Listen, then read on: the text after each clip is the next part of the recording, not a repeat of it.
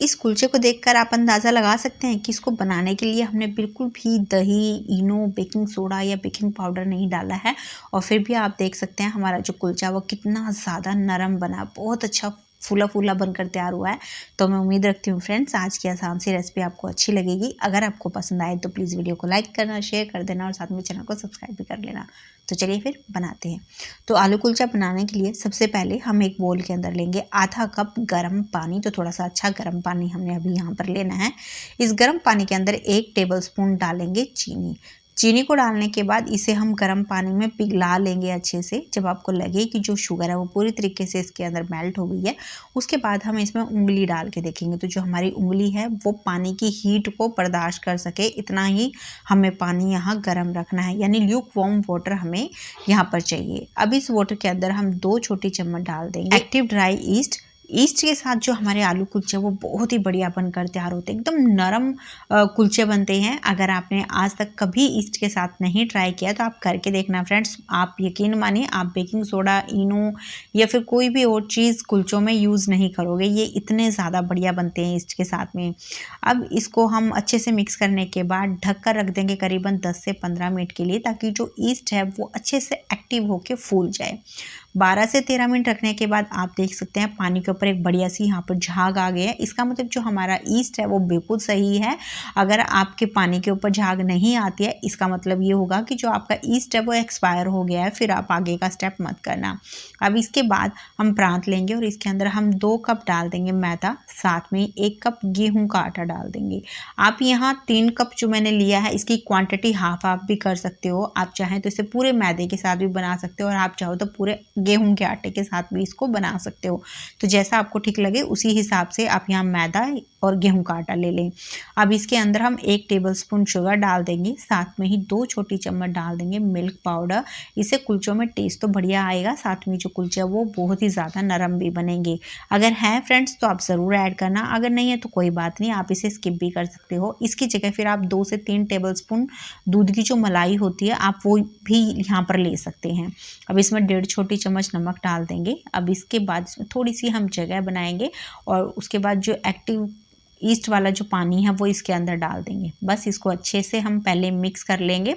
बढ़िया से मिक्स करने के बाद जब आपको लगे कि जो ये मिश्रण काफ़ी ड्राई है, उसके बाद हम थोड़ा थोड़ा करके इसमें पानी डालेंगे और एक इसका सॉफ्ट आटा लगाएंगे। तो जितना नरम आप आटा लगाओगे उतने ही ज़्यादा नरम हमारे कुलचे बनेंगे। बस आटे को गूंथते समय आप ध्यान रखिएगा कि आपने आटा इतना ही नरम लगाना है जितना कि आप उसको आराम से हैंडल कर पाओ। तो करीबन 4-5 मिनट अच्छे से गूंथ के यहाँ पर मैंने आटे को बिल्कुल स्मूथ बना लिया है।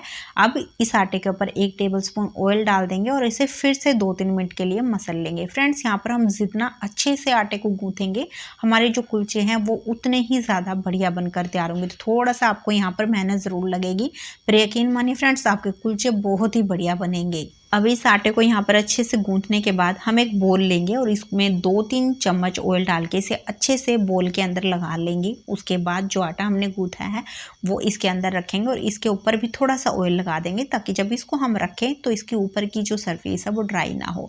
बस अब इसे हम क्लिंग रैप के साथ अच्छे से कवर कर देंगे। आप इसे फॉइल पेपर के साथ भी कवर कर सकते हैं या फिर कोई सिंपल थाली या प्लेट से भी अच्छे से कवर कर सकते हैं, ताकि जो इसके अंदर की हीट है वो बाहर ना आए। जितना ज़्यादा इसको अच्छे से हम कवर करके रखेंगे उतना ही बढ़िया हमारा आटा फर्मेंट होगा। अब इस बोल को हम किसी गर्म जगह पे 2 से 3 घंटे के लिए रख देंगे ताकि आटा थोड़ा सा फर्मेंट हो जाए।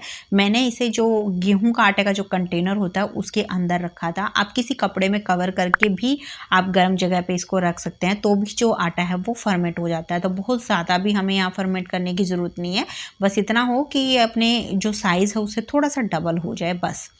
तो करीबन मैंने यहाँ 2.5 घंटे इसको रखा है और आप देख सकते हैं आटा बहुत अच्छे से यहाँ फर्मेंट हो गया है, अपने साइज से यहाँ पर ये डबल हो गया है। अब इस आटे को थोड़ा सा और हम यहाँ गूंथ लेंगे करीबन 30-40 सेकंड। बहुत ज़्यादा भी हमें इसको मसलने की ज़रूरत नहीं है।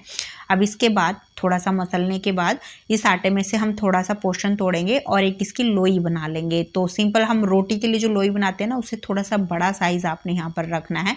वैसे इसका जो साइज़ है वो आप अपनी पसंद के हिसाब से भी रख सकते हैं, जैसा भी छोटा या बड़ा कुलचा आपने बनाना है उसी हिसाब से आप यहाँ इसकी लोई बना लें। बस लोइयों को बनाने के बाद अब इस पर थोड़ा सा हम ऑयल लगा लेंगे। आप चाहें तो यहाँ पर थोड़ा सा मतलब पानी भी लगा सकते हैं ताकि जो सरफेस है इसकी ज़्यादा ड्राई ना हो। उसके बाद आप इसे कपड़े से कवर करके आधे घंटे के लिए ऐसे ही रहने दें ताकि जो लोइयाँ वो हल्की सी फर्मेंट हो जाए। तो अब इसके बाद हमें लेने हैं 5 मीडियम साइज़ के उबले हुए आलू। उसके बाद एक ग्रेटर लेंगे और ग्रेटर का जो बड़ा वाला हिस्सा होता है इससे हम आलू को अच्छे से कद्दूकस कर लेंगे। इससे हमें आलू का एक स्मूथ सा पेस्ट मिलेगा। अब इस पेस्ट के अंदर हम एक मीडियम साइज़ का बारीक चॉप करके प्याज डालेंगे। आप चाहें तो प्याज को यहाँ पर स्किप भी कर सकते हैं। आधी छोटी चम्मच ग्रेट किया हुआ अदरक डालेंगे। अगर आपके पास पेस्ट है तो आप पेस्ट भी इसमें डाल सकते हैं। एक छोटी चम्मच हरी मिर्च डालेंगे, मैंने यहाँ कूट के ऐड की है। साथ में ही आधी छोटी चम्मच काली मिर्च का पाउडर डालेंगे। अगर फ्रेंड्स आपके पास साबुत वाली काली मिर्च रखी है तो आप उन्हें कूट के ऐड करना, उसका जो फ्लेवर होता है वो पाउडर के मुकाबले ज़्यादा बढ़िया आता है। आधी छोटी चम्मच भुने जीरे का पाउडर डालेंगे, एक छोटी चम्मच धनिया पाउडर, साथ में ही आधी छोटी चम्मच अजवाइन डाल देंगे। अजवाइन को थोड़ा सा क्रश करके ऐड करेंगे, इससे इसका फ्लेवर ज़्यादा अच्छा आएगा। आधी छोटी चम्मच काला नमक डालेंगे और साथ में टेस्ट के हिसाब से सादा नमक डाल देंगे और इसमें डालेंगे बारीक चॉप करके धनिया पत्ती। तो अब इन सारी चीज़ों को अच्छे से हम मिक्स कर लेंगे। मिक्स करने के बाद मैं यहाँ नींबू का जो रस है वो भूल गई थी, इसलिए मैंने बाद में यहाँ पर ऐड किया करीबन 1 टेबलस्पून। आप इसकी जगह आमचूर पाउडर भी डाल सकते हैं, इससे हल्की सी खटास आएगी स्टफिंग में जो कि बहुत बढ़िया लगती है खाने में। और अब यहाँ पर थोड़ी सी मैंने मिर्ची कम लग रही थी तो मैंने मिर्ची ऐड कर दी और साथ में नमक भी मुझे कम लग रहा था, तो आपको भी अपने टेस्ट के हिसाब से यहाँ पर इसे एडजस्ट करना है। अगर परिवार में तीखा बहुत कम खाते हैं तो आप यहाँ लाल मिर्च को पूरी तरीके से स्किप कर सकते हैं क्योंकि हमने हरी मिर्ची भी कूट के डाली है।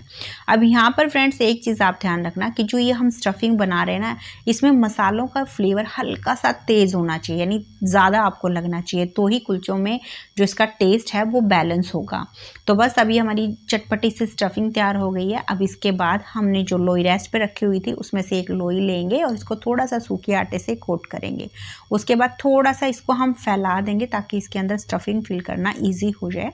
उसके बाद हम ये जो स्टफिंग है करीबन 1 से 1.5 चम्मच इसके अंदर डालेंगे और इसके किनारों को ऊपर की तरफ खींचते हुए इसे अच्छे से बंद कर देंगे। उसके बाद ऊपर का जो हिस्सा है आप चाहें तो इसे तोड़कर बाकी के आटे में मिक्स कर सकते हैं या फिर आप इसको अच्छे से इसी में ही बंद कर दें। बस अब इसके बाद हम चकले पे थोड़ा सा बारीक चॉप करके धनिया और कलौंजी डालेंगे। आप चाहें तो यहाँ सफ़ेद तिल भी डाल सकते हैं, वो भी बहुत बढ़िया लगते हैं देखने में।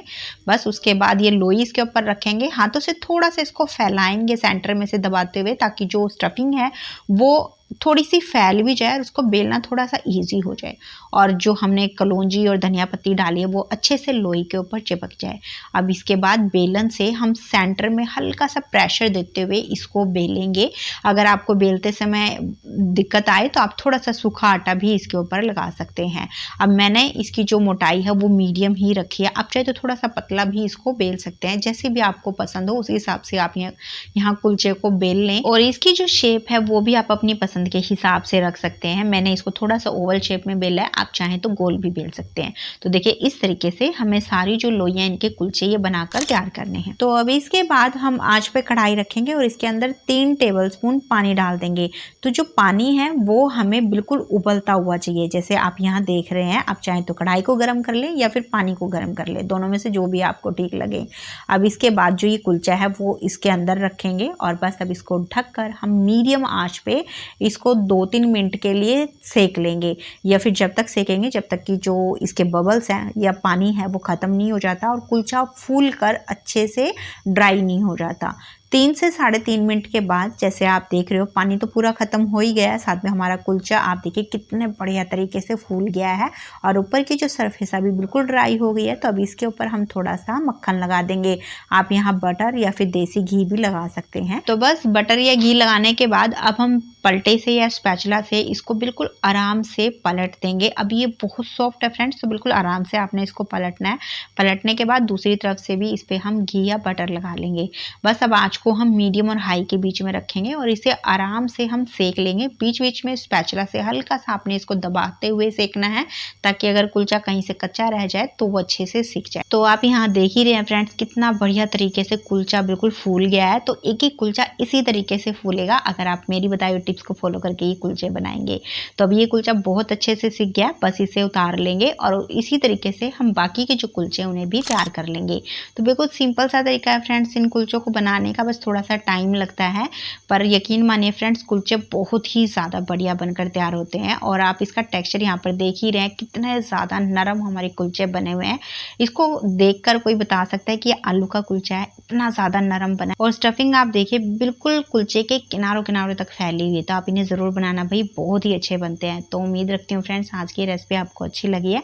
अगर आपको पसंद आई तो प्लीज़ लाइक करना, इसको शेयर भी कर देना अपने फैमिली फ्रेंड्स के साथ में। और अगर आपको ऐसी सिंपल रेसिपी पसंद है तो चैनल को सब्सक्राइब भी कर लेना।